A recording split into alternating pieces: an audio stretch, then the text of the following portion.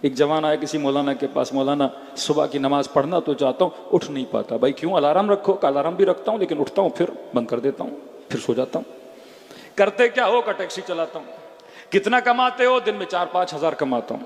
کہ ایک نظر کرو، زیادہ لمبی نہیں کرنا، نقصان میں نہ پڑ جاؤ۔ کہ ایک ہفتے کے لیے نظر کرو۔ نظر کیا کروں قبلہ؟ کہ نظر کرو کہ اگر صبح کی نماز کے لیے نہ اٹھا تو اگر دن میں 5 ہزار کماتا ہوں، مثلا 3 ہزار یا 4 ہزار اللہ کی راہ میں صدقہ دے دوں گا۔ کہ مولانا یہ تو مشکل نظر ہے، اٹھ نہیں پاؤں گا، سارا پیسہ صدقے میں دینا پڑے گا۔ کبھی نظر کر، اگر تم نے اپنے اندر کوئی اچھی عادت پیدا کرنی ہے تو عزم، ارادہ پلس میں کچھ کرنا پڑتا ہے۔ کہتا میں نے ارادہ کیا، 2-3 دن کے بعد ہاں بھائی کیا حال ہے، نماز پڑھتے ہو؟ کہ وہ پہلے دن سے ہی پڑھ رہا ہوں۔ کہ کیسے؟